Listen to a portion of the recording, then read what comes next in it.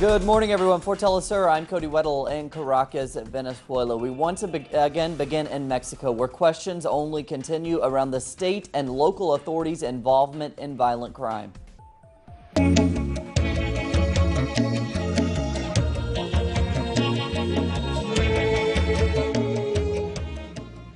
On Wednesday in Chilpancingo, the capital of Guerrero, protesters set fire to the state's Congress building and 6 vehicles. Violent demonstrators also rocked several other states, while protesters blocked airports and burned more offices of the ruling PRI party in Morelia in the state of Michoacan. Anger has increased in Mexico since the Attorney General announced last Friday that the students had most likely been murdered, although there is still no evidence to support that claim.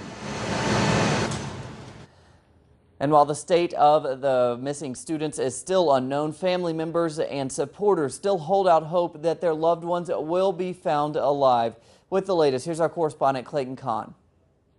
Amid the artificial lights of the Mexican capital, so too flicker thousands of candles in a nationwide action to not just express outrage over the Ayotzinapa case, but to reflect on hope. Tonight is a light for Mexico, a light of hope, to believe or to give hope to all. Since there is more good people, and there are more who hope for justice. While standing at the base of the iconic Angel of Independence monument, this group of everyday citizens say that their actions and protests over Ayotzinapa will continue beyond the case. Continue with a permanent demand on all our authorities, politicians, to all those who have control, to demand that they do their job, that they truly do things for the good of all and not just for the interests of a few. Analysts also argue that Ayotzinapa is not an isolated incident, and that the state's transformation over decades has incubated a climate for other Ayotzinapas to occur. The origin of the violence, effectively state terrorism and genocide that we have been suffering over the past 30 years, is a product of the transformation of the state. A social state to a corporate state, to now a narco state. It has been nearly 7 weeks since the 43 students were disappeared, and now the writing on the wall asks, with a play of words, what is to come next? Or who will be next? Clayton Kahn, Telesur, Mexico City. And thanks to Clayton, we go to Venezuela now, which will provide higher education to over 1,000 more Palestinians over the next few years. Our correspondent Rachel Boothroyd brings us the latest on the story. They only set foot on Venezuelan territory 4 days ago, but Spanish classes have already begun for the 119 Palestinian students recently arrived to study medicine in the country as part of the newly announced Yasser Arafat Scholarship. It's an act of solidarity by the Venezuelan government. I am thankful to President Chavez and to President Maduro for their solidarity with the Palestinian people. Over these past 3 days, I have learned that Venezuela is also a nation in permanent resistance. It has more Arabian features than some of the countries in my region. Over the next 6.5 years, Moam and his fellow 118 classmates will receive full scholarships, food and board from the Venezuelan government to study at the Dr. Allende Latin American School of Medicine, otherwise known as ELAM. The new scholarship will see the latest students return to Palestine as qualified doctors. It's much more than just a profession in a country where war is a daily reality. Venezuela is a country which enjoys total freedom, where you can express yourself and do anything with total freedom. It's a lot different to my country, which lives under occupation. There, you can't express yourself because of the oppression of the Israeli occupation.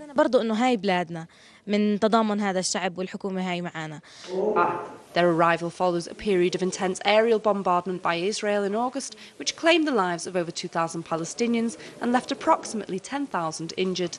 Rachel Boothroyd for Telesur in Caracas, Venezuela. And thanks to Rachel, we go to Honduras now, where the government continues to receive harsh criticism and has been accused of manipulating crime statistics. For more on these allegations, here's our correspondent Gerardo Torres. The Honduran government stated that violence in the country had fallen significantly this year, but media continues to report an average of 20 violent murders per day, same as last year. The government is trying to mask the level of insecurity in the country by presenting numbers that don't correspond with reality. So we have governmental discourse that says insecurity is failing, and at the same time, a population that is completely terrified. Mendes was invited to a meeting with other human rights defenders, judges, and former public officials to discuss the upcoming election of magistrates to the Supreme Court. The participants of the meeting didn't agree with the government figures and pointed out that the actual strategy of the Honduran government is following examples that haven't been successful in other countries. Tenemos experiencias, por ejemplo, en el caso de México. México prácticamente es un estado. We have the experience in Mexico that practically is a failed state and has had different experiences in fighting organized crime. They militarized the fight against crime and have not succeeded. Colombia has reduced crime by a lot and reduced the numbers of people killed, but is still one of the main producers of cocaine. El crimen ha bajado el número de muertos, pero indudablemente es uno de los países mayores productores de coca. The government announcement of a reduction in violence was part of a preamble to the possible declaration of the military police as a permanent structure. Meanwhile, authorities are continuing their focus on the militarization strategy, even though each state opposition to these plans grows. Gerardo Torres, Telesur, Central America. And thanks to Gerardo, we go to the United States now, where President Barack Obama plans to announce as early as next week a plan to overhaul U.S. immigration policy through executive action. His plan includes halting deportation of about 4.5 million undocumented immigrants. Fox News reports that according to a White House source, the plan could be announced as early as November 21st. Obama's plan would defer action on deportation of undocumented immigrants who came to the country as children, as well as for parents of U.S. citizens and permanent legal residents.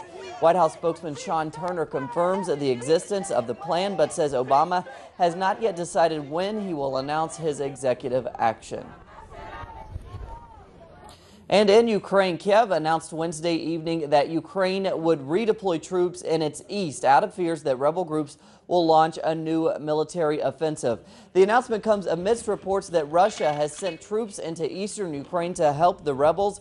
Moscow denies those allegations, saying there is no evidence. Fighting has continued on a daily basis in the region since the two sides agreed to a ceasefire on September 5th. Top Ukrainian officials have declared the pact dead, raising concerns that more intense fighting is yet to come. The UN Security Council held an emergency meeting on Wednesday discussing the renewal of tensions in eastern Ukraine. The session was called after NATO commanders reported seeing unidentified tanks enter the area, accusing them of being Russian. At the meeting, U.S. President Barack Obama called for greater international pressure on Russia to abide by the ceasefire in Ukraine. With the Minsk agreement in question, and uncertainty over how much strain the ceasefire can withstand, we are deeply concerned over the possibility of a return to full-scale fighting. Russia also announced on Wednesday that it will be sending long-range bombers to patrol North American waters. Defense Minister Sergei Shoigu says that the planes will fly from the Arctic Ocean all the way down to the Caribbean and the Gulf of Mexico. The move is likely an attempt to provoke Western leaders. Since the conflict began in eastern Ukraine, the relationship between Russia and the West has worsened to its worst since its most tense state since the Cold War.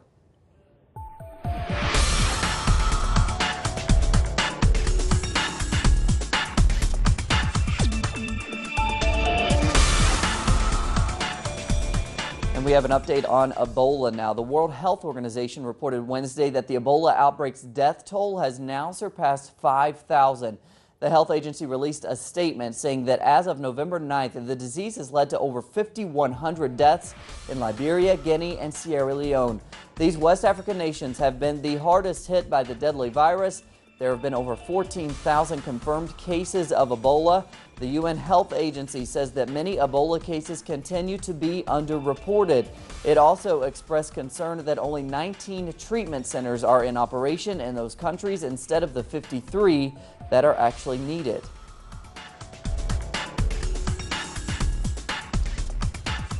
As always, we have plenty more on those stories and plenty others at our website, telesurtv.net/English. For Telesur English, I'm Cody Weddle. Hope you have a great Thursday.